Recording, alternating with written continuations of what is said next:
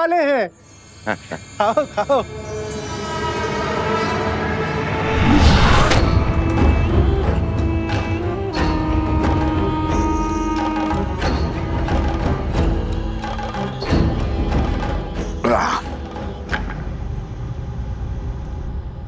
भैया, क्या ये सत्य है? श्री राम की संतान होने वाली है? हाँ हाँ, सुना नहीं? सारे अयोध्या में लड्डू बट रहे हैं। चलो अच्छा है। जो 14 वर्ष में नहीं हुआ वो अब हमारे कानों को सुनने को मिल रहा है। क्या क्या कहना चाहते हो? क्षमा करना भैया, वो क्या है ना कि 14 वर्ष से कोई शुभ समाचार मिला नहीं और अचानक से वनवास से लौटते ही ये संतान की खबर। लड्डू खाओ, लड्डू खाओ।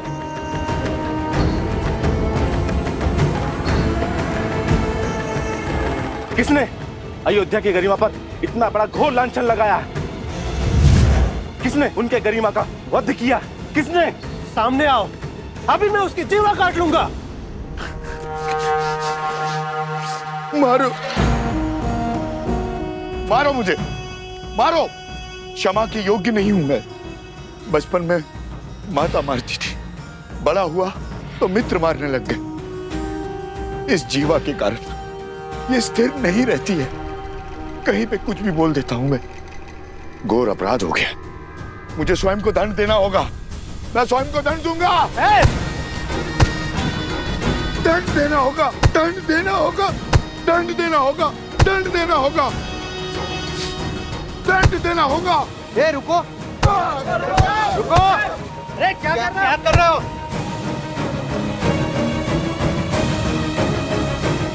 श्री राम और अयोध्या से प्रेम ही इतना है, सुख के समय पे भी तर्क खोजने लग गया, जो बात मेरे दिल को कचोटती है। क्या वो आप सबको व्याकुल नहीं करती? हमने श्री राम की तरह वनवास के दुख नहीं भोगे। हमने तो महारानी सीता की तरह 6 महीने उस दुष्ट रावण की लंका में रहने का दंश नहीं भोगा। सोचिए, विचार कीजिए, क्या क्या हुआ होगा उस 6 मास में। क्या क्या बीती होगी महारानी सीता पर। क्या ये विचार आपको व्याकुल नहीं करता? अपनी व्याकुलता हमें नहीं, श्री राम को बताना, वही निर्णय लेंगे। चलो मित्रों। अरे रुको, रुको, कहां जा रहे हो? मैं स्वयं लज्जित हूं। अब तुम जाकर ये प्रश्न श्री राम से पूछकर उन्हें लज्जित करोगे? वो श्री राम जिन्होंने अयोध्या को मान दिया, सम्मान दिया, उन्हें लज्जित करोगे? क्या उत्तर देंगे? उनका तो स्वयं संबंध है इस घटना से। देवी सीता के लिए रावण का वध किया है श्री राम ने।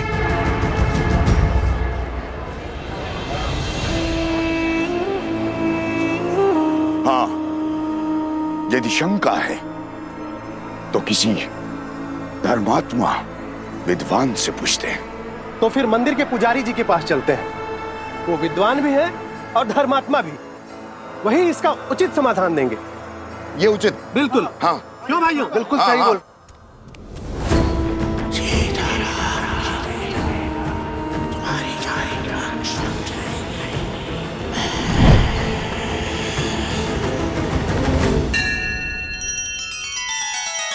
श्री रामचंद्र कृपालु भजु मन हरण भव भय दारुणम नव कंज लोचन कंज मुख कर कंज पद कंजारुणम।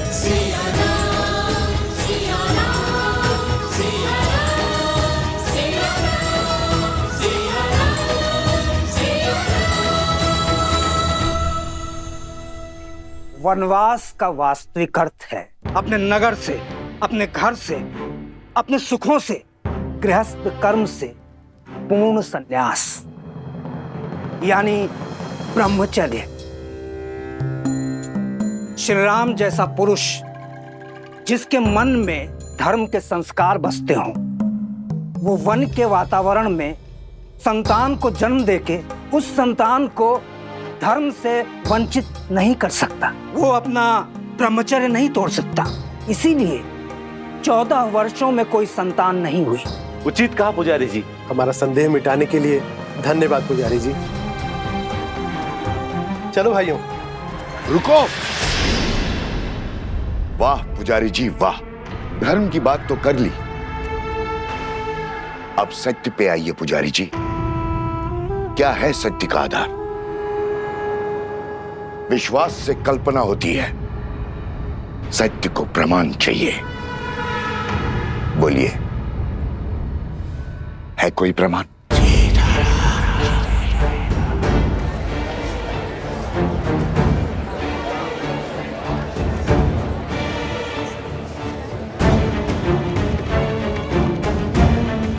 क्या हुआ पुजारी जी? सत्य की आंधी ने विश्वास का आवरण उड़ा दिया। अरे अभी समय ही कितना हुआ है वनवास से वापस लौटे हुए। एक ने कही, दूजे ने मानी, बस वही दो ज्ञानी।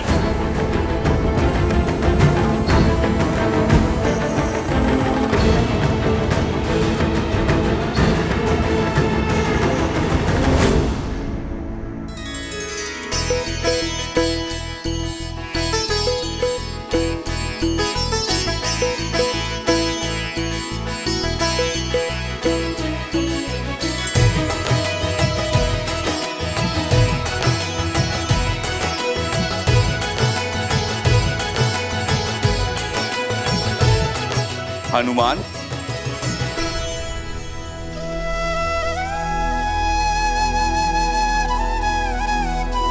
वाह हनुमान, तुमने स्वयं के साथ साथ बाकी सबको भी व्यस्त करके रखा हुआ।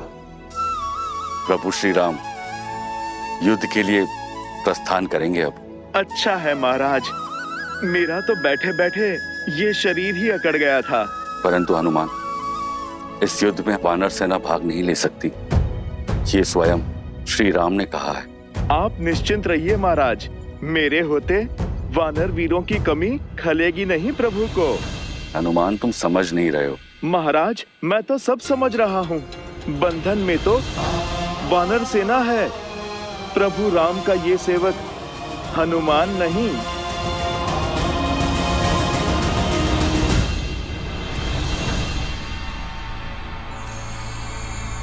सुना है श्री राम अपनी सेना लेकर पश्चिम की ओर जा रहे हैं, उस दुष्ट भास्करन और उसके बेटे से लड़ने। हाँ, आक्रमण तो हुआ है, कदाचित शत्रु बड़ा बली है। अच्छा, राम भास्करन से युद्ध करने जा रहा है। भास्करन से युद्ध तो भरत और लक्ष्मण भी कर सकते हैं, फिर राम स्वयं क्यों जा रहा है? वो भी ऐसे समय में जब सीता गर्भवती है। राम ऐसी मूर्खता क्यों कर रहा है?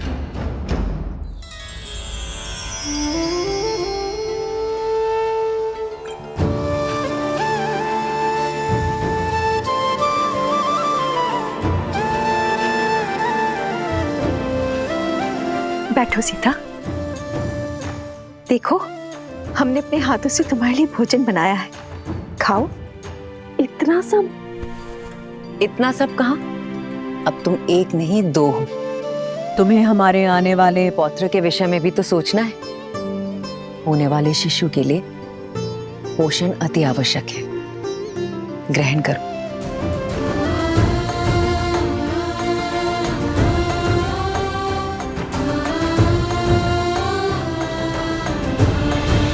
अभी मुझे तुम्हें छोड़कर जाना होगा।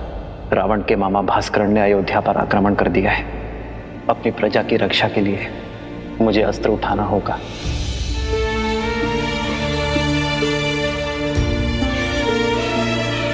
देखने भर से पेट नहीं भरेगा पुत्री। माता, मेरा कुछ खाने का मन नहीं।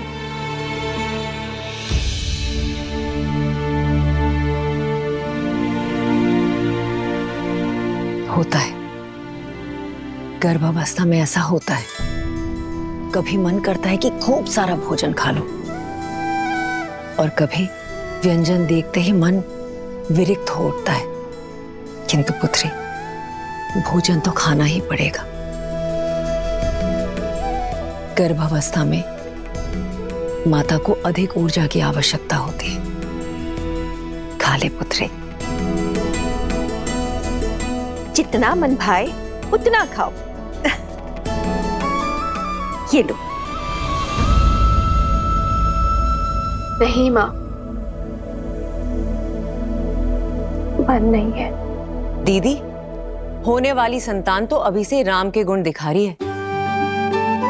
स्मरण है आपको, जब राम छोटा था तो कितनी हट किया करता था, ये भोजन खाना है, वो व्यंजन नहीं करना। रात्रि में उठ कर मुझसे व्यंजन बनवाया करता था और मैं रात्रि में उठ कर उसके लिए राजभोग बनाया करती थी। स्मरण है दीदी?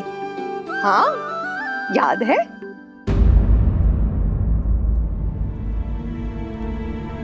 क्या हुआ सीता? मुस्कान होठों पर आई पर गालों तक नहीं पहुंची। क्या हुआ है पुत्री? महारानी की जय हो। महाराज युद्ध के लिए प्रस्थान करने के लिए सच है।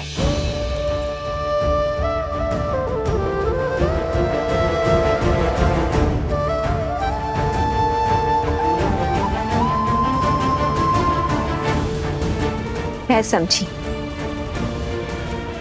क्यों अनबनी हो तुम। ऐसी दशा में कोई स्त्री नहीं चाहेगी कि उसका पति उससे दूर जाए, पर अभ्यास करना होगा। एक राजा का कर्तव्य है कि संकट में उसकी प्रजा की रक्षा करना, और एक रानी का आभूषण है उसका साहस। अब जाओ, राम को रघुकुल रानी की भांति विदा करो। जाओ।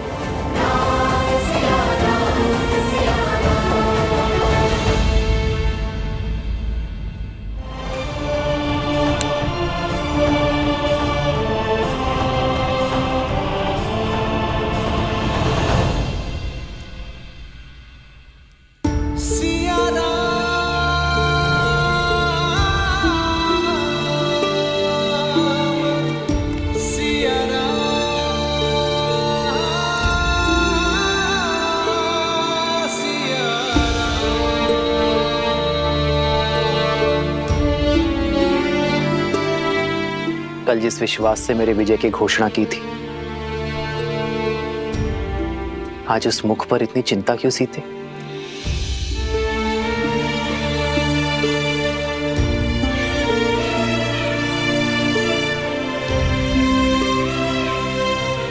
चौदह वर्षों तक आपका साहस, शौर्य और क्षमता देखने के बाद कि सीता कभी चिंतित हो ही नहीं सकती यार। परंतु एक होने वाली माँ का स्वप्न बिगड़ जाने का शोक अवश्य है। इतने वियोग के पश्चात सोचा था कि अब आपसे कभी दूर नहीं रहूंगी, पर कर्तव्य आपको फिर हमसे दूर कर रहा है। कर्तव्य राम और सीता को कभी दूर कर ही नहीं सकता सीते। कर्तव्य तो हमें जोड़ता है। जानती हूँ, पर ये इससे वियोग क्यों आ रहा है? इस समय आपको इसके साथ होना चाहिए था।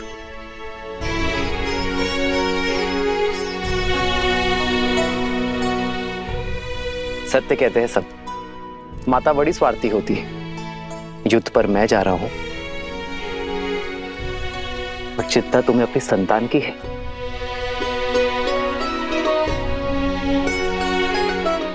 वैद्य कहते हैं सीते, कि संतान गर्भ से ही अपने माता पिता के भाव अनुभव करती है। तो ये वियोग हमारी संतान को और प्रबल बनाएगा।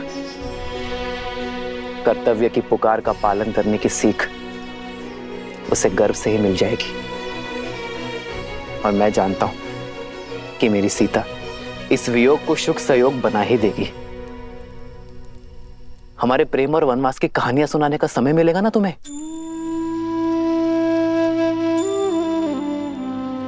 मेरी शक्ति हो सीते, मेरी ढाल हो इस धर्म युद्ध में।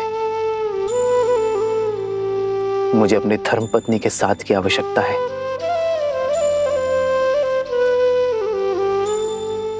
तो ये पल सदा आपके साथ रहेगा आर्य।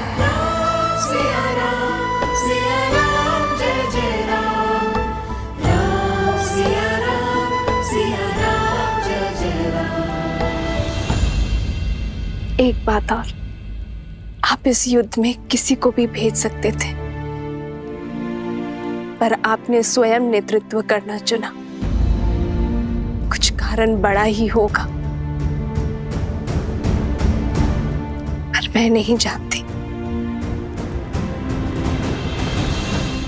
पर कामना करूंगी कि आप मंतव्य में सफल हो। खड़ग की धार ये पथ मर्यादा, पर चलते जग हित रघुनंदन। मेरे लिए विजय होकर लौटना आ रहा है।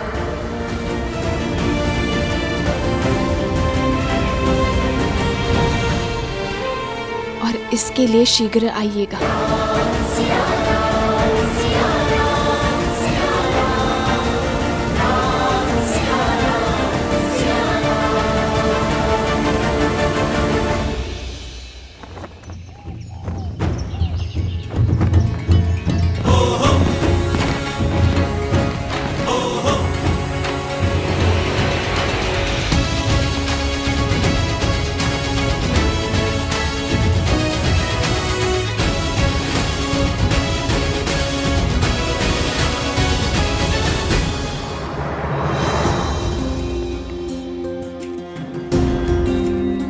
स्वस्ति राम, विजय भव लक्ष्मण।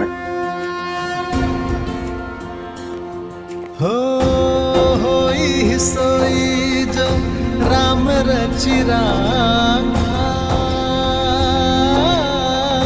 को करी तर बढ़ावे साखा।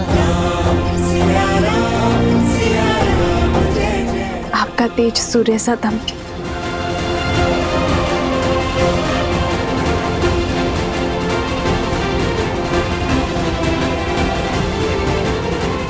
विजयी भव। विजयी भव। राम, तुम्हें शीघ्र ही राजमहल लौटना होगा। सीता के पुनः सावन संस्कार के लिए तुम्हें यहाँ होना अनिवार्य है। अवश्य मां।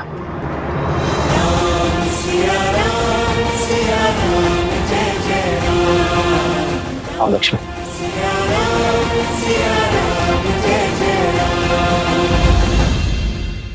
सियावर रामचंद्र की, सियावर रामचंद्र की, सियावर रामचंद्र की, सियावर रामचंद्र की, सियावर रामचंद्र की, सियावर रामचंद्र की, सियावर रामचंद्र की, सियावर रामचंद्र की, सियावर रामचंद्र की, सियावर रामचंद्र की। मेरे अयोध्या के वीरों, कर्तव्य ने पुकारा है। जब पड़ोस में अग्नि लगे तो व्यक्ति यह सोचकर नहीं बैठता कि उसका घर सुरक्षित है। वो अग्नि को बुझाता है, क्योंकि वो जानता है कि अग्नि का स्वभाव है फैलना। मुझे मेरे वीरों पर पूरा विश्वास है। भय के लिए भयंकर है, हम सब आपके रुद्र हैं।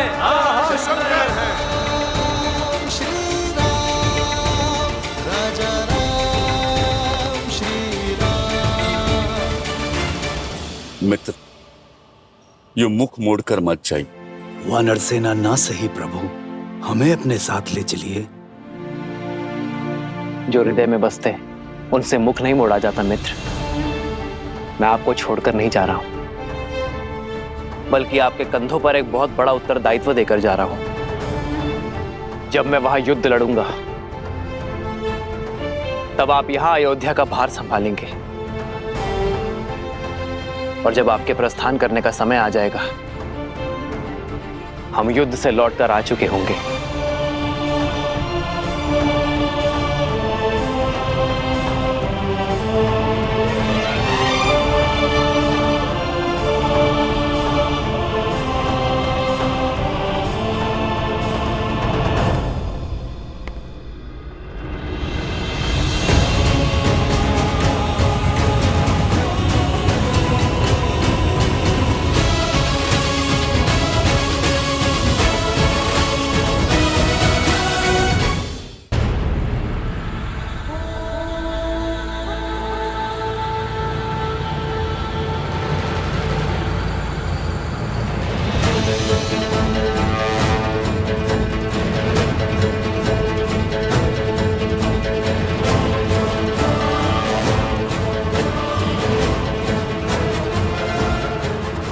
क्या हुआ भैया?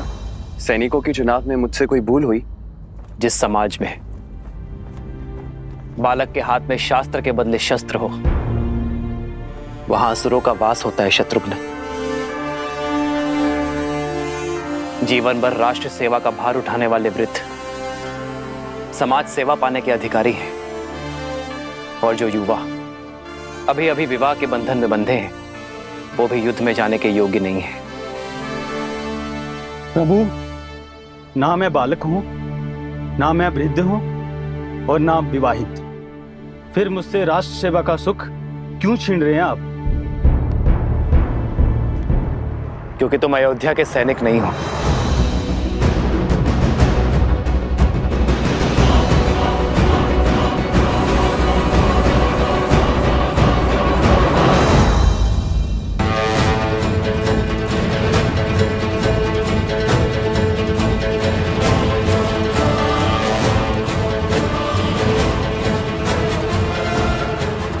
क्या हुआ भैया? सैनिकों के चुनाव में मुझसे कोई भूल हुई? जिस समाज में बालक के हाथ में शास्त्र के बदले शस्त्र हो, वहां असुरों का वास होता है शत्रुघ्न। जीवन भर राष्ट्र सेवा का भार उठाने वाले वृद्ध समाज सेवा पाने के अधिकारी हैं, और जो युवा अभी अभी विवाह के बंधन में बंधे हैं, वो भी युद्ध में जाने के योग्य नहीं है। प्रभु, ना मैं बालक हूं, ना मैं वृद्ध हूं, और ना आप विवाहित। फिर मुझसे राष्ट्र सेवा का सुख क्यों छीन रहे हैं आप? क्योंकि तुम अयोध्या के सैनिक नहीं हो।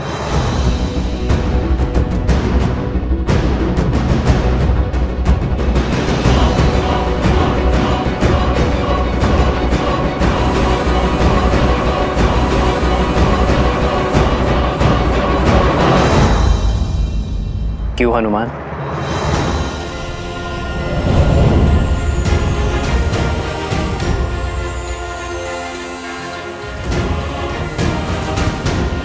प्रभु, प्रभु, प्रभु, मैं अयोध्या का सैनिक नहीं हूं, इसलिए आप मुझे छोड़ के जा रहे हैं।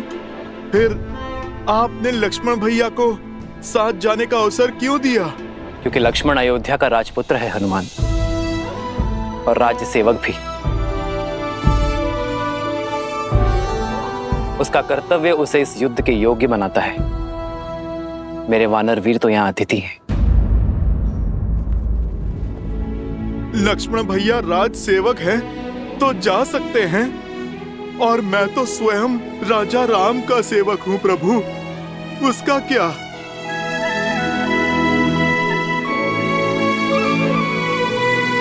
प्रभु, रघुवंशी कभी ना वचन तोड़ते हैं और ना ही भूलते हैं। फिर सदा मुझे सेवा में रखने का वचन देकर आप कैसे उससे मुक्त हो सकते हैं प्रभु? आप निर्णय कीजिए प्रभु, हनुमान क्या है, वानर या भक्त? तुम मम प्रिय भरत ही सम भाई कह के गले लगाया आपने, और अब आप प्रभु अतिथि कहकर दूर कर रहे हैं। ठीक है प्रभु, आप तो राजा हैं, बड़े दायित्व हैं आप पर प्रभु मेरा तो एक ही दायित्व है, अपने प्रभु श्री राम की सेवा। नहीं प्रभु, मैं उससे विमुख नहीं हो सकता। प्रभु, मैं आपके बिना जी नहीं पाऊंगा, नहीं जी पाऊंगा आपके बिना प्रभु। प्रभु, प्रभु आप मान जाइए ना प्रभु, आप ले चलिए ना मुझे अपने साथ प्रभु। प्रभु आप मान जाइए प्रभु, ले चलिए ना मुझे अपने साथ प्रभु। हनुमान उठो।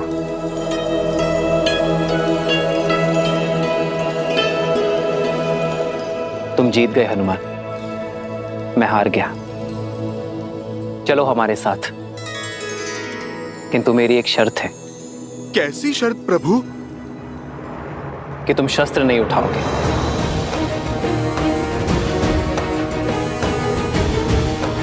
तुम्हारी हट मेरे साथ चलने की थी, वो पूरी हुई, किंतु युद्ध में चाहे जैसी भी स्थिति हो, तुम अस्त्र शस्त्र का उपयोग नहीं करोगे। स्वीकार है प्रभु, स्वीकार है।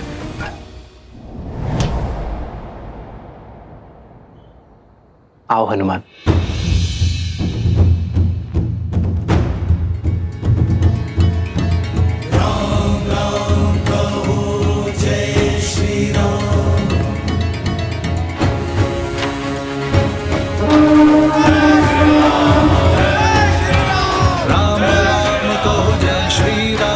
दशरथ नंदन राजा राम, राम नाम भजते हनुमान, अवध बिहारी राजा राम। जय श्री राम, जय श्री राम, जय श्री राम, जय श्री राम, जय श्री राम, जय श्री राम, जय श्री राम। राम सत्य में युद्ध पर स्वयं छा रहा है।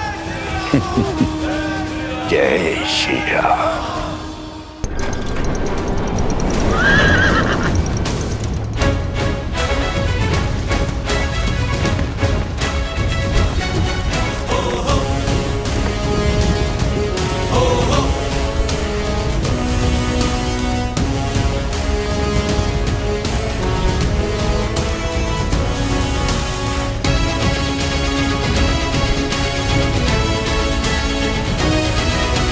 पहली टुकड़ी दाईं ओर से और दूसरी टुकड़ी सीधा प्रहार करेगी।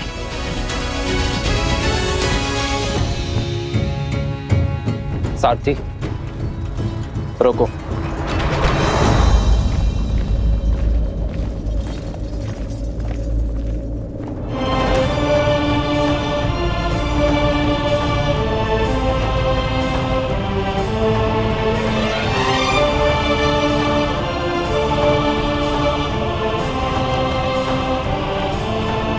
प्रणाम ऋषिवर। आपका अचानक दर्शन संकेत है कि आप कोई गंभीर निर्देश देना चाहते हैं। निर्देश देने नहीं, दुविधा का निराकरण लेने आया हूं राम। इस युद्ध का नेतृत्व कोई भी कर सकता था, फिर आप अयोध्या छोड़कर क्यों जा रहे हैं? जब मेरा सबसे बड़ा शत्रु नगर के भीतर है, अयोध्या की शांति को ध्वस्त करना चाहता है, तो मुझे अयोध्या में रुकना चाहिए था। यही ना? मेरा शत्रु भी तो यही सोच रहा होगा महर्षि। उसे परास्त करने के लिए ही मैं अयोध्या से बाहर आया हूं। उसका बैर मुझसे है, क्रोध मुझसे है, और जब मैं अयोध्या के बाहर आ गया तो वो भी मेरे पीछे अवश्य आएगा। मैं भास्करण से युद्ध करने जा रहा हूं महर्षि। युद्ध में भले ही भास्करण से करने निकला हूं, किंतु भास्करण और संहार दमन केवल मेरे लिए माध्यम है। सहस्त्र रावण भास्करण का भाई है महर्षि। भास्करण को कष्ट में देखकर उसे भी कष्ट अवश्य होगा। उसका कष्ट सहस्त्र रावण को अवश्य खींच लाएगा। आपके शौर्य पर संदेह नहीं है श्री राम। भय है आपके वास्तविक शत्रु सहस्त्रमुख रावण का, जो अपने अनंत मुखों से अनंत असत्य बोलता रहता है, और बार बार असत्य बोलते रहने से असत्य भी सत्य प्रतीत होने लगता है। उसमें आप ही की सेना को आपके विरुद्ध कर देने का सामर्थ्य है।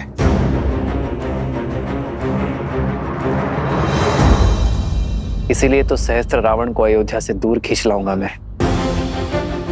उसे अकेले ही ललकारूंगा, ताकि वो मेरी अयोध्या में असत्य का विष नहीं घोल पाएगा। और इसमें आपके प्राणों का संकट है। अपनी प्रजा के हित के लिए राम को मृत्यु भी स्वीकार है।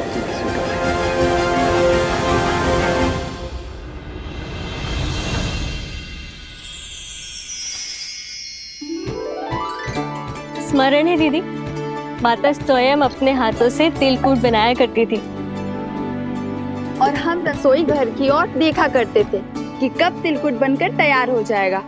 पर सूर्य देव को अर्पण किए बिना हमें तिलकुट मिलता ही नहीं था, है ना सीता दीदी?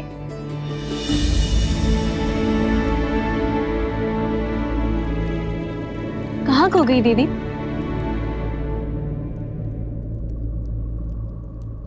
श्री राम की चिंता में हूँ। मैं जानती हूँ कि लक्ष्मण भैया और हनुमान उनके साथ हैं, किंतु मन है कि मानने को सजी नहीं है।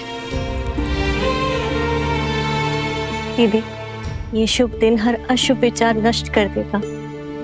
आज मकर संक्रांति है। उत्तरायण के दिन सूर्यदेव उत्तर की यात्रा को प्रारंभ करते हैं। पवन ऊर्जा चरम पे होगी। देखिएगा, श्री राम की विजय अवश्य होगी। दीदी, चिंता छोड़ दीजिए और चलिए हम चलकर सूर्यदेव से प्रार्थना करते हैं, सब शुभ होगा। आइए।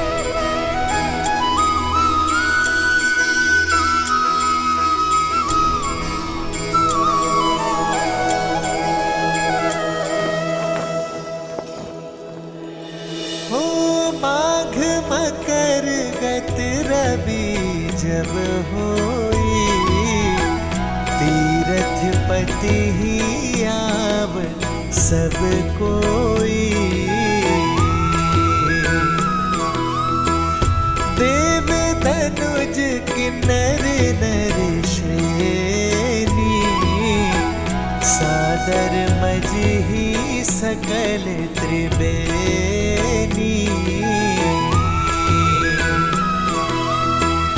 पूजहि माधव पद जल जाता, परसिहि अखय बटु हर्षहि गाता। हे सूर्यदेव, मेरे श्री राम को युद्ध में विजय देना। शीघ्र अति शीघ्र लौटकर उन्हें परिवार और राज्य की सेवा करने का अवसर दीजिएगा। सुना नहीं क्या क्या बातें हो रही है नगर में? कैसी बातें? लोग आजकल कानाफूसी कर रहे हैं राजा राम और माता सीता के विषय में। हाँ, मेरे पति ने भी मुझे राजमहल की सेवा छोड़ने के लिए निर्देश दे दिया है। क्यों? ऐसा क्या हुआ? क्या बातें कर रहे हैं आप लोग?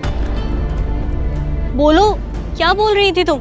जी, वो मेरे पति दूसरी पत्नी लाना चाहते हैं, और जब मैंने विरोध किया और श्री राम के एक पत्नी व्रत होने पर दुहाई दी, तब उन्होंने क्रोधित होकर कहा कि राजाओं का क्या, वैसे भी श्री राम के प्रेम के आगे उनको कुछ गलत नहीं लगता। वो तो कुछ भी नीति बना सकते हैं। उनको कौन है कहने वाला?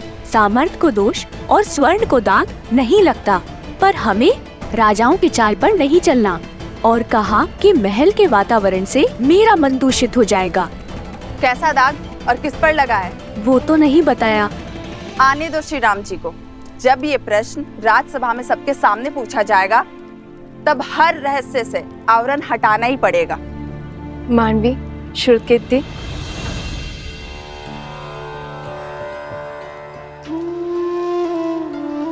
राजभवन में जाके माताओं को प्रसाद नहीं देना?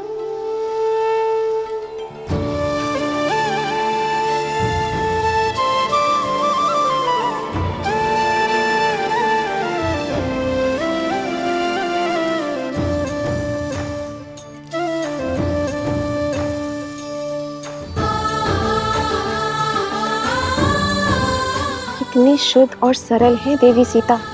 इनके बारे में कोई इतना ओछा कैसे बोल सकता है? दीदी,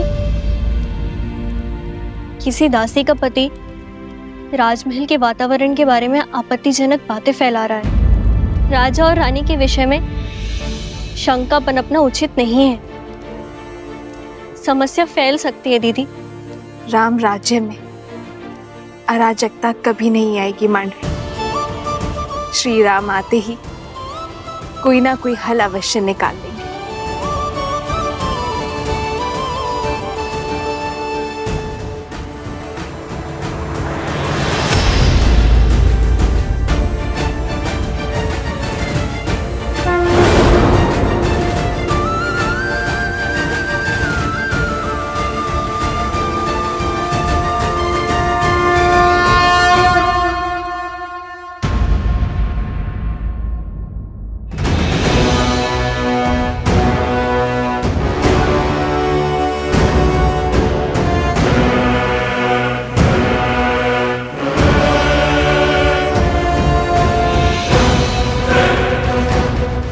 भास्कर्ण, आक्रमण से पूर्व अवसर दे रहा हूं।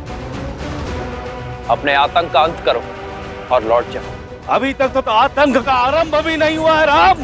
और जहां तक रही अंत की बात, यदि मैं समय रहते लंका पहुंच गया होता तो युद्ध का अंत कुछ और ही होता। वही तुम्हारे रक्त से सागर को रंग देता। जो काम तब न हुआ वो अब होगा।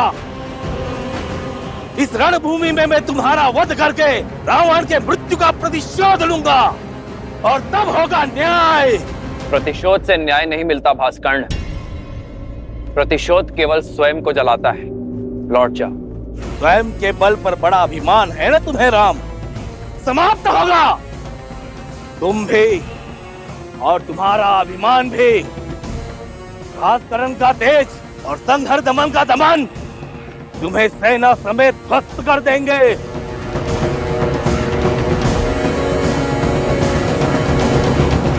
लक्ष्मण, मैं भास्कर्ण का सामना करूंगा।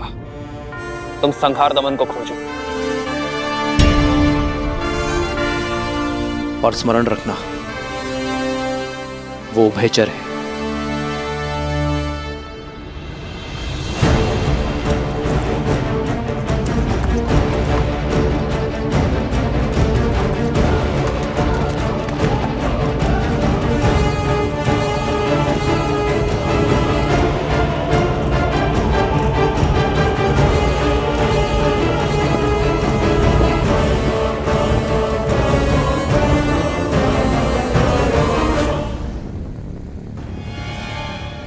भास्करण का पुत्र संहार दमन, जिसमें सहस्त्रों बैलों का बल है, जिसके सानिध्य में आठों दिशाएं, सागर का बवंडर और चक्रवात है।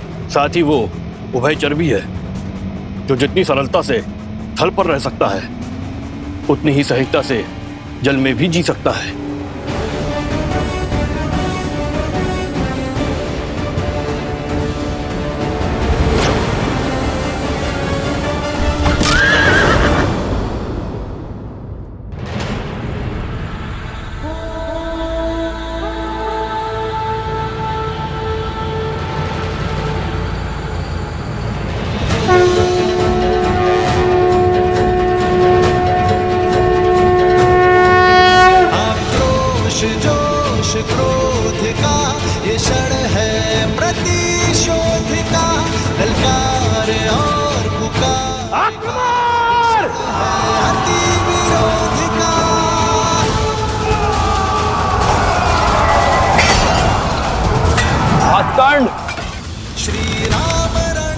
सावधान।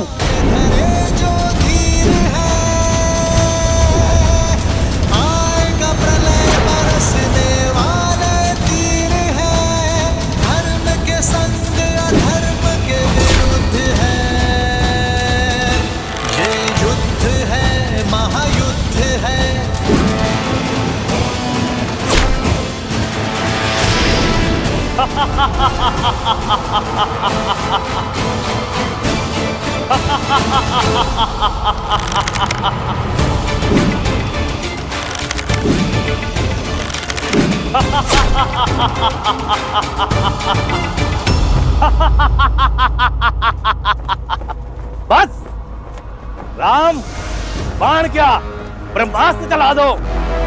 तुम्हारे ब्रह्मास्त्र मेरे तन को नहीं छेद पाएंगे। ब्रह्मा अपना स्वयं वरदान नहीं कर सकते।